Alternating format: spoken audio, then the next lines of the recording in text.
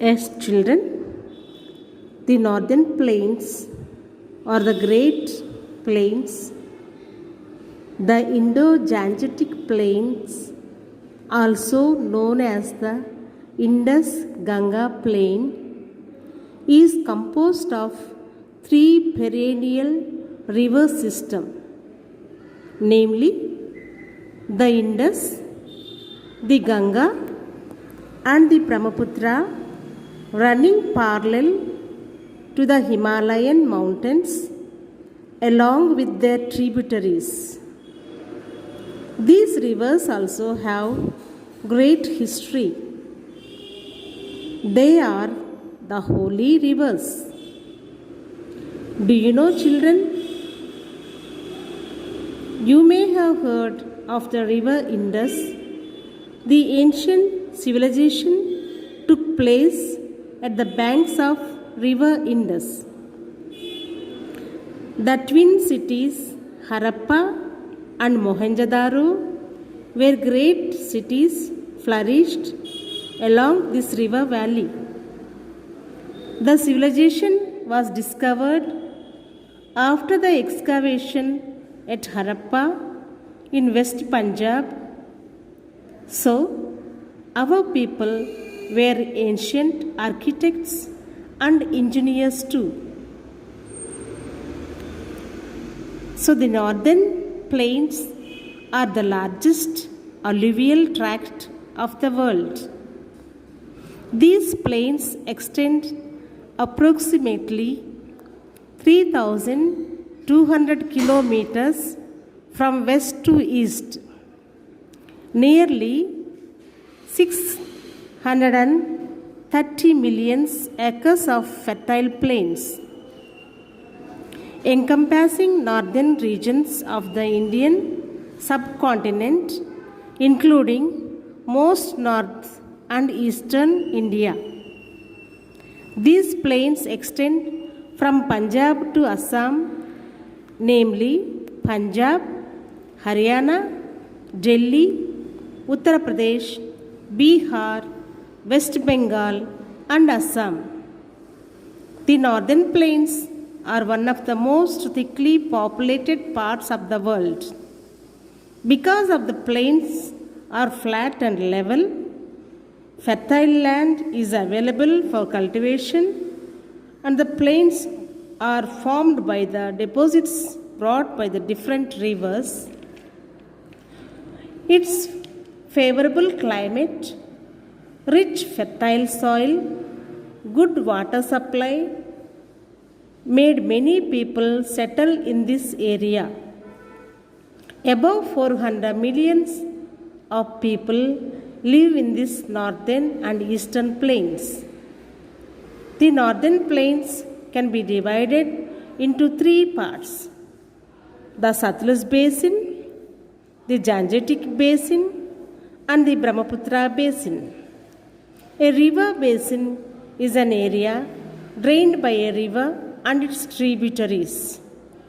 We can see this clearly with the river Indus, having 5 tributaries. Children, do you know how the name Punjab came? The word Punjab is compound of 2 Persian words.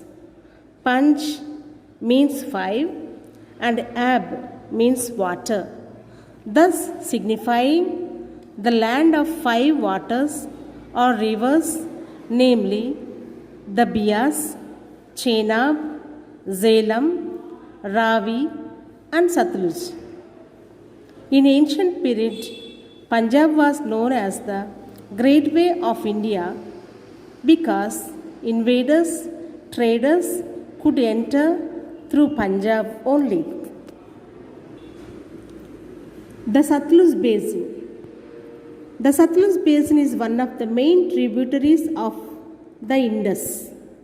It rises in the Himalayas and flows through Himachal Pradesh and Punjab before joining the Indus in Pakistan. The water of Satluj is used extensively for irrigation. The Bakranangal Dam was built on the Satluj to provide the area with electricity and water for irrigation. A dam is a barrier constructed by humans to control the flow of water so that the dam water can be used as desired. The Satluj rises in Tibet and enters India through Himachal Pradesh. Next, we think of Ganga Basin. The Ganga Basin, formed by the river Ganga and its tributaries, comprises the major part of the northern plains in India. It stretches from Uttar Pradesh to West Bengal. You can see in the pictures of your textbook, page number 33. They trace the course of the Ganga as it flows through the heart of India. At a place called Dev Prayag in Uttarakhand, the rivers Alkananda and Bhagirathi join each other to form the river Ganga. The Bhagirathi has its source in the Gangotri Glacier. The Ganga enters the plains at Haridwar in Uttarakhand. It then flows towards the Bay of Bengal. The Yamuna is the major tributary of Ganga. It rises in the Himalayas and passes through Delhi, Mathura and Agra before joining the Ganga. The Ganga and Yamuna meet at Prayag Sangam in Allahabad. The meeting of two rivers is called a confluence. One of the Ganga's tributaries, the Gomti in Lucknow, the capital of Uttar Pradesh. Other tributaries of Ganga in the plains are the Ghaggar and Gantak, Khasi and Son. After the Ganga enters West Bengal, it splits into two main branches, the Hooghly in West Bengal and the Padma that flows through Bangladesh. The Hooghly flows into the Bay of Bengal through the city of Kolkata. The river Ganga is the major source of water for millions of people in India.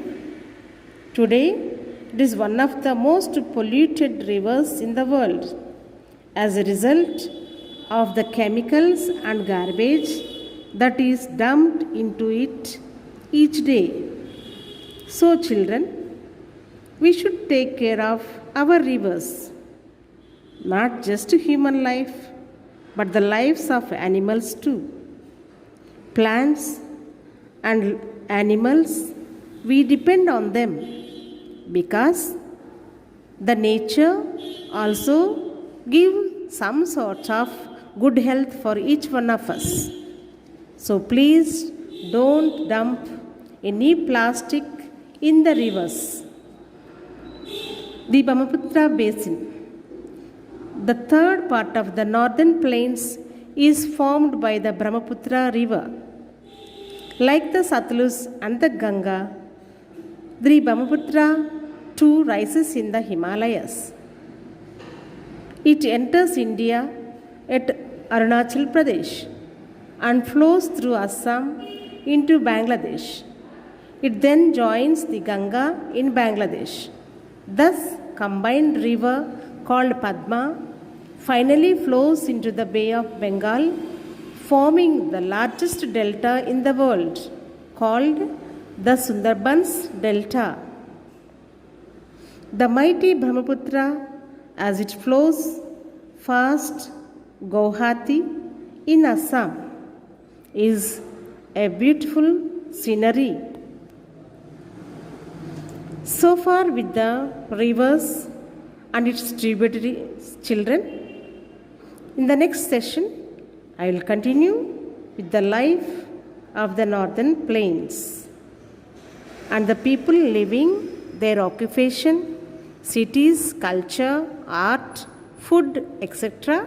We will discuss in the next session. Thank you. Have a good day.